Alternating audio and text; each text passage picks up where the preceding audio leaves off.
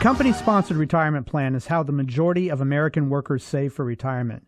But the true value of your retirement savings comes down to avoiding some big mistakes commonly made with 401k and 403b plans. The question is, are you making these mistakes and you're not even aware of it? Hello and welcome to another edition of the Wealth Guardians radio show. I'm your host this week, Bryce Payne. Doug Ray is out, so I'm in the captain's seat. And I appreciate you spending some of your Saturday with us. Laura, how are you doing this morning? Doing great. Excellent. Well, it's just you and me here. Doug's out, so let's see if we can do this just ourselves. For those of you who don't know the show, Ray Financial Group and the Wealth Guardians is a local independent financial firm. We work with those in retirement or approaching retirement about 10 years out. Most people don't know how to turn their retirement savings accounts into a steady flow of income once they aren't drawing a paycheck. We focused our practice specifically on retirement income planning because there are two powerful truths when it comes to your finances in retirement. One, what got you to retirement will not necessarily get you through retirement. And two, losses in your investments mean more than gains in retirement. You know, we create personalized written retirement income plans for our clients so that they can live the retirement, the lifestyle that they've earned, they've dreamt of for so many working years. And we want to help you retire the job, not the paycheck. And now, most importantly, we practice as fiduciaries, which means we are required to make recommendations that are in your best interest, not ours. Now, before we get started, like we always do, I want to salute our military and our first responders. Thank you very much for everything you do for us, our community, and our country. You are the backbone, and we're thinking of you, and we appreciate you. Now, let's get started on our show about potential mistakes with 401ks and 403bs that you may not even know that you're making and could impact the value of your account. Most workers in the U.S. use what are called company-sponsored retirement savings accounts to put aside money for retirement. It seems simple, it's even almost turnkey, but there are potential mistakes that can ultimately affect the final value when you're ready to use the money. Even if you use an IRA versus these company accounts, some of the mistakes could apply to those savings vehicles as well, and that's what we're going to cover today. In the second segment, we'll be discussing a key factor that could ultimately be more important than the actual amount of money in your account that most people don't think about. To a lot of you, this may be common sense, but the most obvious mistake some workers make is simply not participating in a 401k or 403b at all, even when their employer has made it available. Now, if you've won the lottery like the recent $1.5 billion winner in South Carolina, I'm going to give you a pass on that. But if you're putting it off, waiting for the perfect balance in your checkbook, what you're really doing is putting your retirement future at risk. Really, there's no excuse not to take advantage of starting a retirement savings plan. It's an automated plan. It helps you save with tax breaks down the road. It gets you in the habit of saving since it goes straight from your paycheck. You don't spend it. In fact, recent survey done by Charles Schwab confirmed this. They surveyed 1,000 folks who had money in their 401k, and the biggest regret was that they waited longer than they should have to take advantage of their 401k and 403b. And instead of being disciplined, they spent more money in their younger years than they should have. And I'm certainly guilty of that to a degree.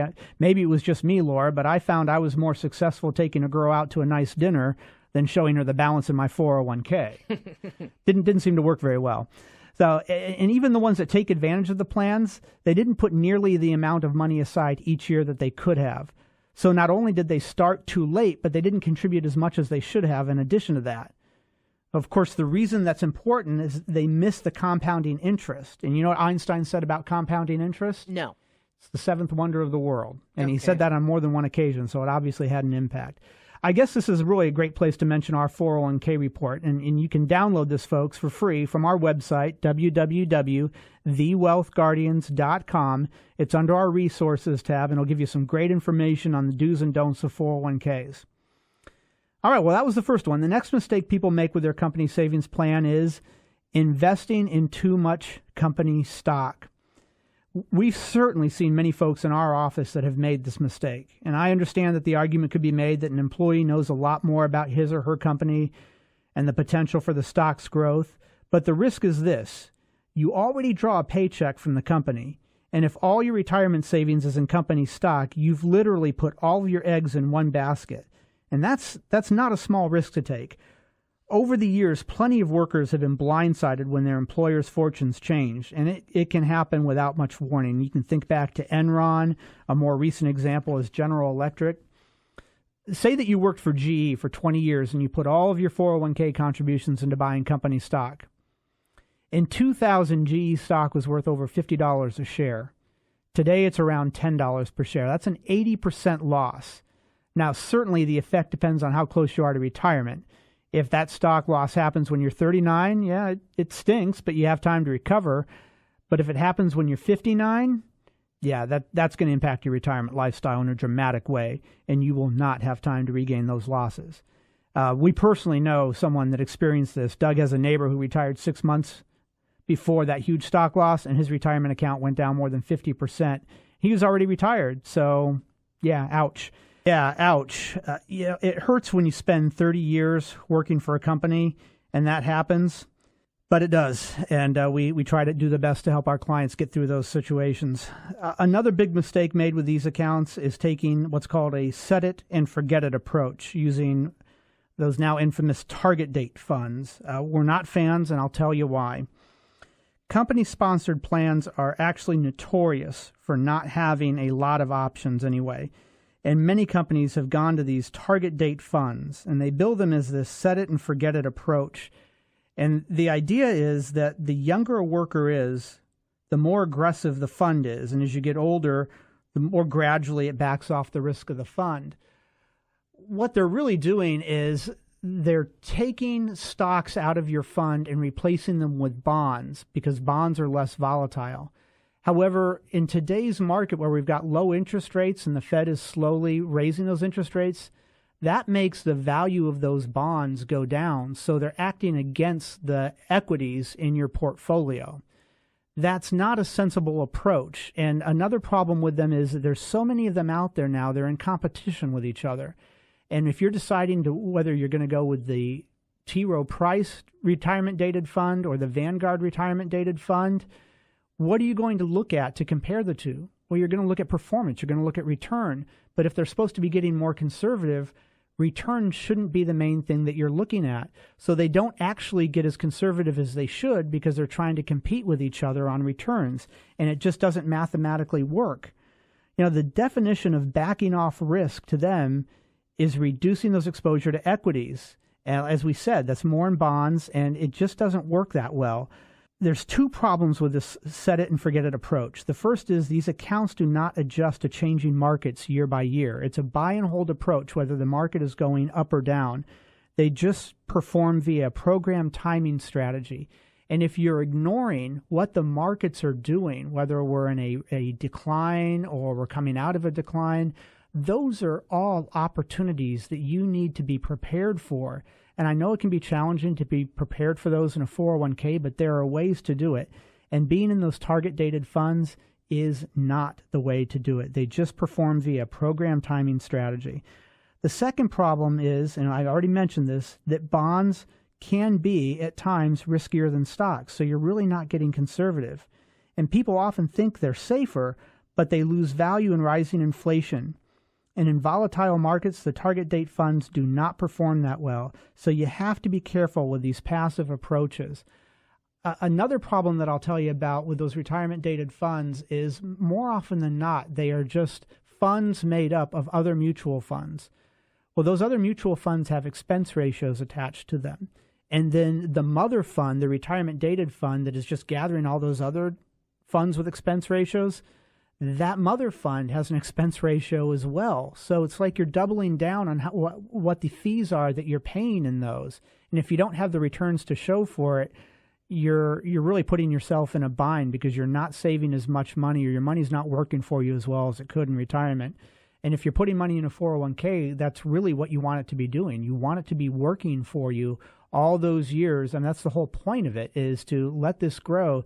And if you're doubling down on your fees for all those years, you're kind of countering, you are countering what the reaction should be to a growing market in your retirement dated funds or in your investment funds in retirement. Laura, how are we? Are we coming up against a break here? Or we got a few more minutes? 2 minutes late. 2 minutes left. You ask me a question over everything that we've heard so far. You tell me what I didn't explain well or what I can enlighten you on? Well, what enlightened me is that you need a professional to help you navigate retirement waters, because there are so many different pieces. And unless you're inclined to know financial information, you really do need an expert. I think that's what you've impressed on me the most. Well, I think that kind of goes along with just about every field out there. I'm not an architect. I'm not going to design the house. I'm not a construction worker. I'm not going to build the house. I'm not an airline pilot. I'm not going to fly the plane. And yeah, it might seem like common sense, like, oh, I know, I just have to save my money and put it in one of these funds that I see everybody else putting it in, and therefore I'm set for retirement. There is a lot more nuance to it than that. You're absolutely right. You can't just put up 4 walls and a roof and think that your house is going to withstand the next winter or whatnot. In the same way, your retirement income is not necessarily going to survive the next down market if you've just done it yourself without some professional advice. It's too important to just guess. Well, that's very true. I mean, it's obviously the reason that everyone out there is saving for retirement is because there's a certain importance to that. And you don't want to find out when you're 65 years old that you did some things wrong. You'd rather find out now when you're 30 or 40 years old that you could be doing some things better and make those adjustments now, and then find out at age 65 when you're ready to retire, oh, thank gosh I made those changes back 20 years ago. Absolutely. Okay, well, thank you for that question. We're up against a break. You are listening to the Wealth Guardians radio show here on WPTI 94.5 FM, the Triad's news, talk, and sports station. Now, when we come back, we'll continue our conversation about mistakes made with 401ks and 403bs. And on our next segment, I'll talk about the top 2 mistakes and why you need to stay tuned and pay attention. Welcome back to the Wealth Guardians radio show. We help our clients retire the job, but not the paycheck. And before the break, Laura and I were discussing common mistakes that folks may not even realize they're making with their 401ks and 403b accounts. And I want to mention again the 401k white paper that is available on our website. Go to www.thewealthguardians.com. Go to the resources tab and download these reports section. A lot of eye-opening information is there that can help set your thinking right on saving for retirement. So I encourage everybody to get out there and take a look at that, download it, and let us know if you have any questions about it. So next on the list is not understanding the fees and rules in individual plans. We talked toward the end of the last segment about fees in those retirement-dated plans, but those are not the only fees that are out there in 401ks. Most people don't realize that these fees are paid to participate in these plans, and a recent report from TD Ameritrade said just 27% of 401k participants know how much they're paying in fees on their accounts. And Laura, I'll tell you from my experience and Doug's experience, that 27% is a way high number. I would say it's probably closer to 10%, because one of the things that we do with our clients is go over a fee report of their current portfolio. We break it down for them and show them some data that they weren't otherwise aware of. And I would say maybe 1 out of 10 clients were aware of the types of fees that they were actually paying. The other 9 out of 10, if not 99 out of 100, are surprised by those numbers. So we see it every day. We talk about our fee and risk analysis to our clients. We generally have a 4-step meeting process. The first meeting is a get to know you meeting. We go over a lot of the information that you have. We take a look at your assets, and we collect a lot of information. Our second meeting is what we call the eye-opening meeting, and that's where we run a fee and fund analysis for them. So I don't want to go too long here, but there are fund fees, and these typically are actively managed stock mutual fund accounts carrying annual fee or expense ratio of 1 to 1.5%. And oftentimes on top of that, we see administrative and other fees in addition to the fund fees. Altogether, people are often paying 2 to 3% when they think they're paying closer to 1%. So that's why we call it the eye-opening meeting, because if you find out that you're paying 2 or 3 times as much in fees, that's going to open your eyes, and we see it all the time. Remember, folks, more fees that you're paying in your retirement accounts means less money in your account that's growing. So if you can keep fees down, that compounds significantly over the years. In addition to fees, folks often aren't up to speed on rules inside the plans, the retirement plans, that if not followed could result in penalties or extra taxes. So let's talk about that. The big one is that generally you cannot withdraw funds until you are 59 and a half. Now, a lot of people are aware of that one. Another rule that varies from company to company has to do with your employer's matching contributions and when you actually have ownership of those funds. Sometimes the vesting, that's what it's called, vesting, when you finally get ownership of the contributions, sometimes the vesting occurs over a period of years or in installments, and people don't pay attention to that. They think as soon as the contribution's made, it's their money. And I will mention a favorable rule that most people aren't aware of, and that is the age 55 rule. Now, a lot of people know the age 59 and a half rule, but the age 55 rule is a little different.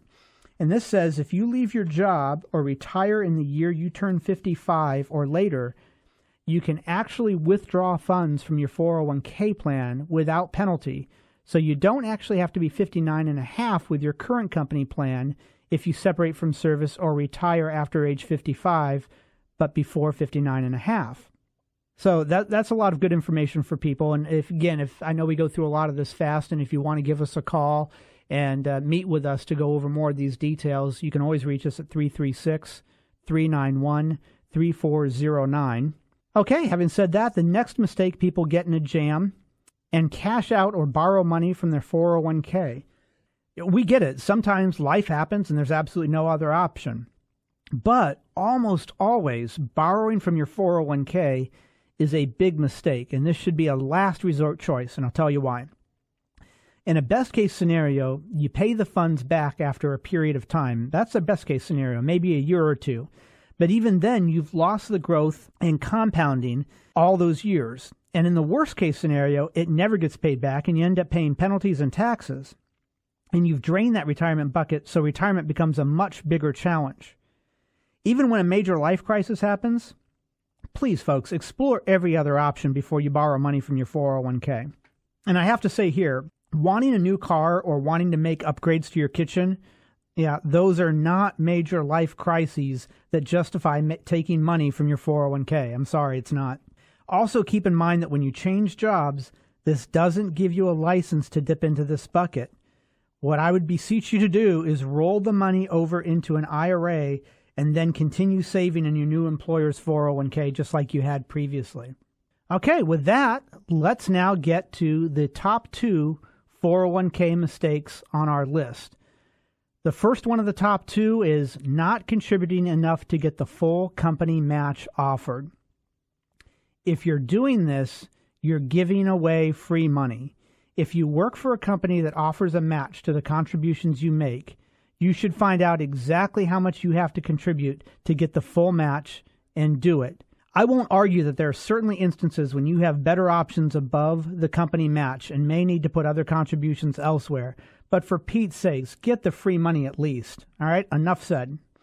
So now, the number one mistake that people make, usually without even thinking about it. Laura, can I get a drum roll from you? Not contributing the funds into a 401k. Laura, you were not a musician, were you? Actually, I was. Thanks. Were you in the percussion section? No, I was not. Okay, all right. All right, not contributing the funds into a 401k or 403b is the most tax-efficient way available. So what does that mean exactly? This is the one that probably affects the most people, and they don't even realize it. Now, with the new tax code in place, if folks, you do remember that there was a new tax code that was put in place last year, you have to understand what your best option inside of that 401k is. Most companies today give you the option of saving on a pre-tax basis, and that's been around for a long time. It's the traditional way. But now a lot of companies are offering the option of saving on a post-tax basis inside of the Roth 401k. And you want to make the right decision here because this ultimately affects the value of your money inside that account.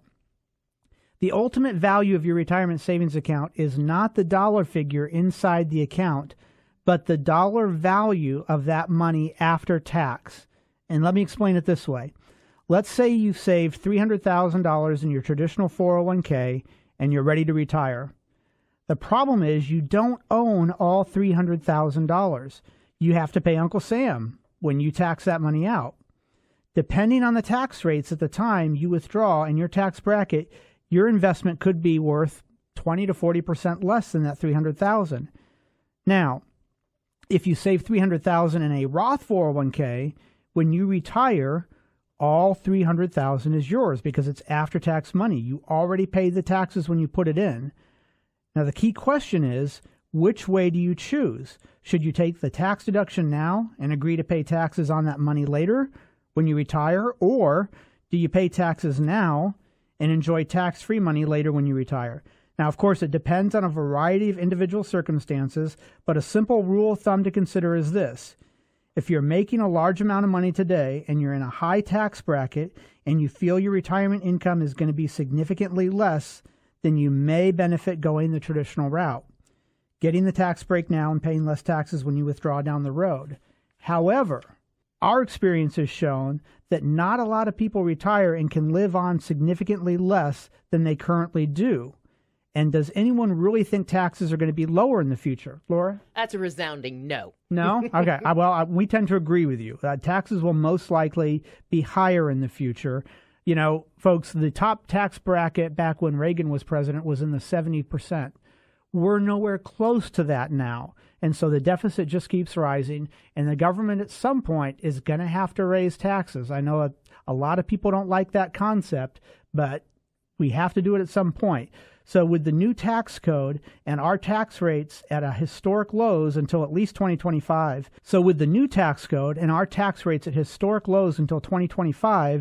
you may well be better off to pay the taxes now while they're on sale. Then put your contributions into a Roth 401k. Let them grow and be able to withdraw tax-free. If you've already got money in a traditional 401k, it may make sense to start contributions now into the Roth vehicle. We can help you evaluate the effect on your income and tax status if you're considering this. So let me again talk about, I mentioned this in the first segment, but let me talk about it here as well. Our 4-step meeting process. When we meet with a client, they come in and talk to us. It's a 4-step meeting process. The first one is a get to know you, where we collect all the imaginable data on your risk tolerance, what your current portfolio looks like, what your assets outside of retirement holdings looks like. We collect all of that, what your Social Security, PIA looks like. The second meeting that we have with you is where we've compounded a lot of that data and we've started to analyze some things that you weren't aware about your current portfolio. We show you a fund report that shows you how your current holdings rank against their peers and their peer group. We show you a detailed analysis of the fees that you're actually paying. We give you a Social Security report so you can see the most optimized way for you and your spouse to file. And just going on that, why you think, well, that's kind of easy. I know how to file for Social Security. There's no shortage of people, Laura, who have come to us thinking they knew how to file for Social Security. We had a client last year, a couple that were not married, but both had been married previously, and they were approaching 70. They were getting ready to retire, and they wanted to talk to us about the best way to file for Social Security. And we found out both of them had been married for 10 years previously, and they actually had missed out on the ex-spouse. Both of them had missed out on the ex-spouse benefit that cost them over $100,000 as a couple for the last 4 years. So anyway, we give you the Social Security report. We give you the fund and fee report. The third meeting is where we come back to you with our recommendations on how you might be able to tweak your current portfolio to be better set for retirement. And then the fourth one is where we've made any adjustments to that and then get you a binded written retirement plan. That's all no cost or no obligation, folks. If any of that sounds interesting to you or sounds like that's what you would like to have Doug and I do for you, please give us a call, 336-391-3409, 336-391-3409. We would look forward to talking to you and sitting down with you. Other than that, I hope you have a great weekend, and we look forward to talking to you here, same time, same place next week. The views and opinions expressed in this program are not necessarily those of the staff, management, or advertisers of 94.5 WPTI or of iHeartMedia.